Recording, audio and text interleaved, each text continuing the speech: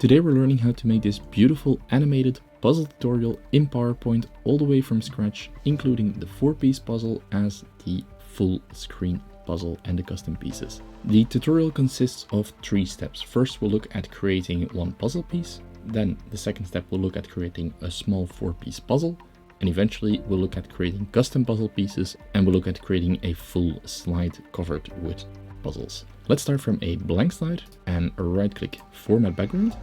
We're going to add a gradient fill and we're choosing a radial type this time. So type radial, and then from the outside of that we're choosing a dark purple, and gradually towards the middle we're going to a lighter version of that purple.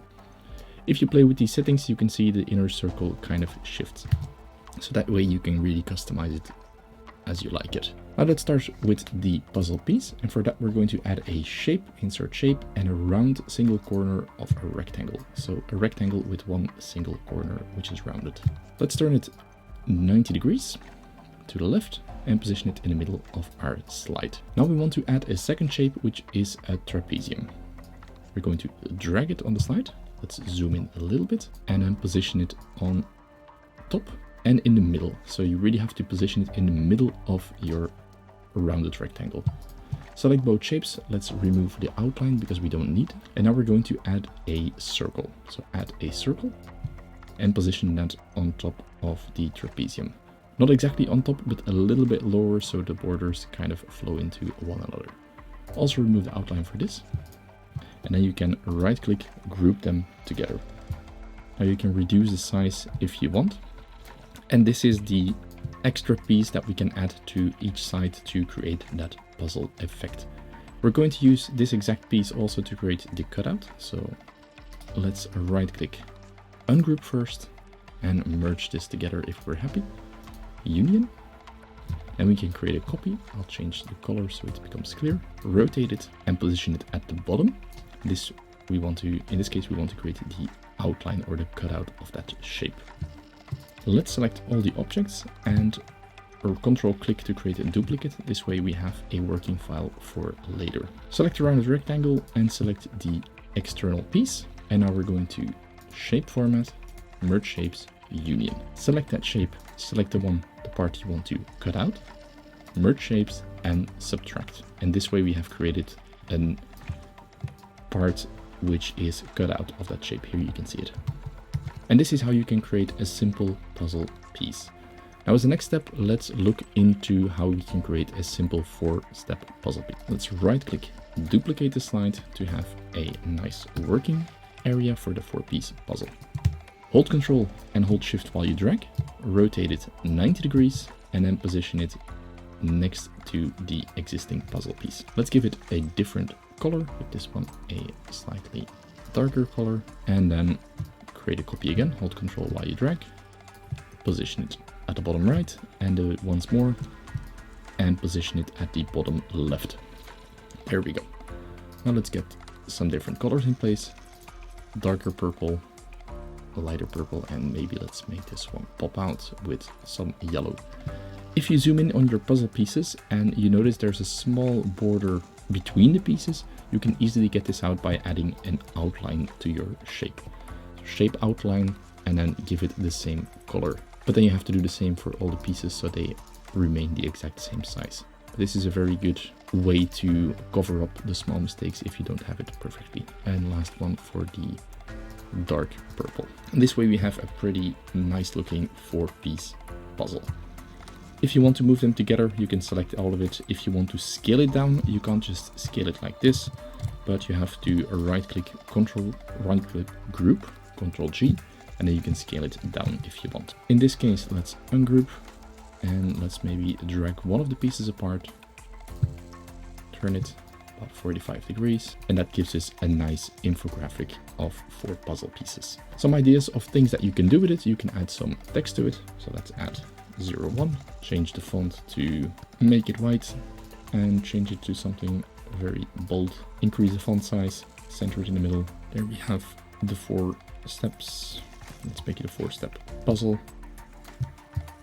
Also drag it so it rotates, position it in the center, and do the same for the other pieces. Let's make it 02, and then in this one 0, 3, and then of course this has to become 4.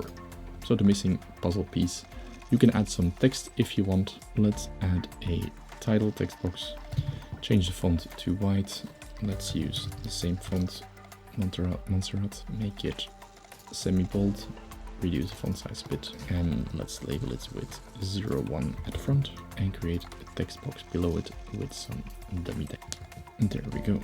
Let's also add the same font, Montserrat, and this could be light, maybe even extra light. And this way we can create some nice infographic styles for a PowerPoint presentation. Change the numbers to 2, then drag it to the other side, give it about equal spacing, 0, 3, and then the missing piece or the one that you want to highlight, which could be number 4. And this is already a pretty good looking slide for a PowerPoint presentation. Now, if you want to customize it a bit more, let's look at step number 3 and creating custom pieces and really like full scale puzzles in PowerPoint. And for that, let's create a new slide. Let's add the same background, gradient fill, which looks nice. And let's grab the existing puzzle piece that we had from the start.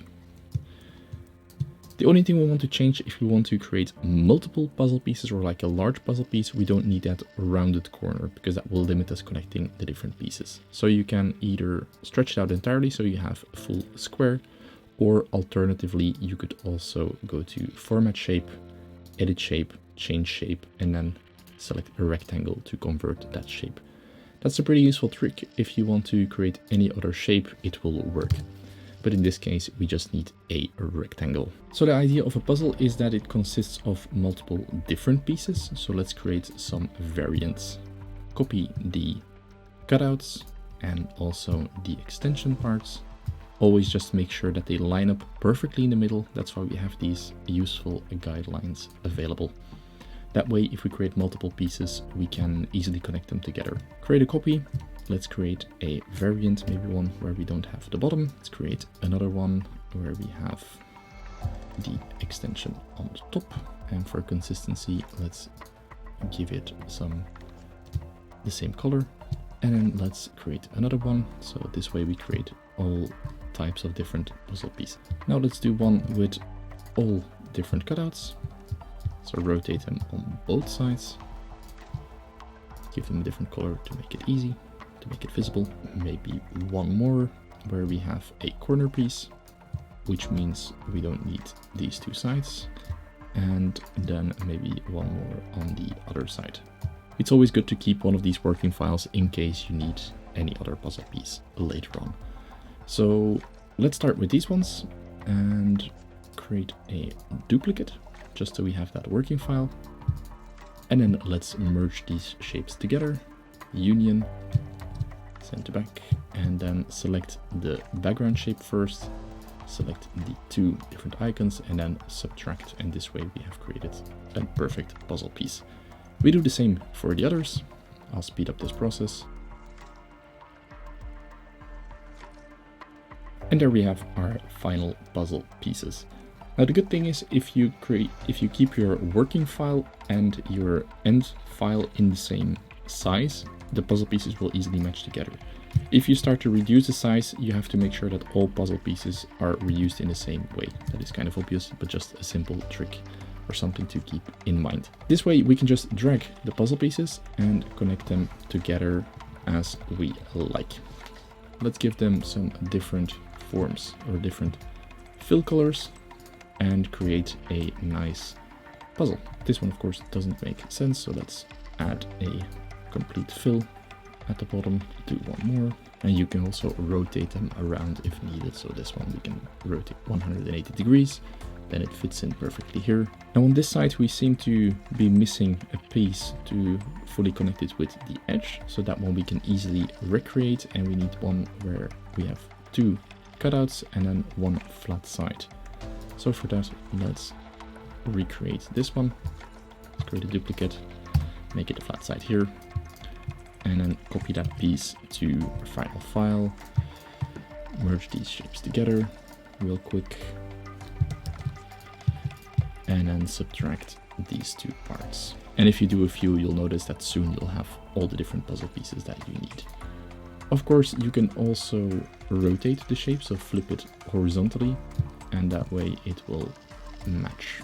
So you don't need too many different shapes. You can do quite a lot with the ones that you have already. And then one more to connect this one. Let's see. For that we need this shape. Position it here. Merge those together. And then subtract these parts. And then fit it in nicely. There we go. No, I left it out, but you get the idea. Let's just connect some pieces together. It doesn't have to be perfect. And I'll just position them across the slide, and I'll also speed up this process.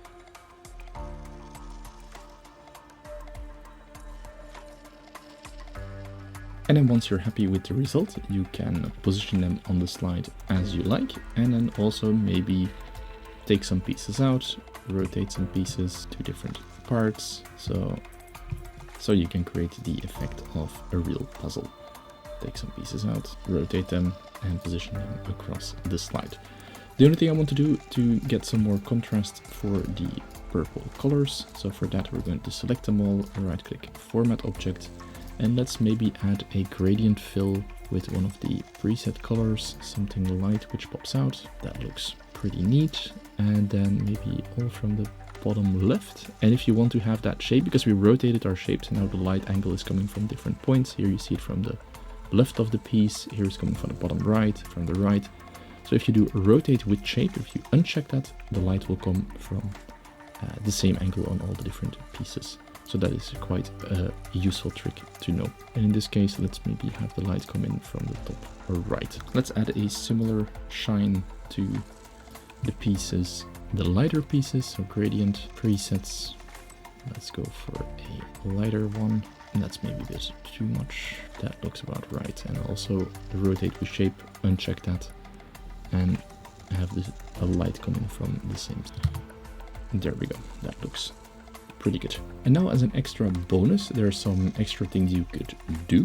You could, first of all, you could customize a slide with a title. Title, Montserrat. Let's make it extra bold. Font size 50. Center it in the middle of the page. Maybe a little bit bigger. There you have the title of your page.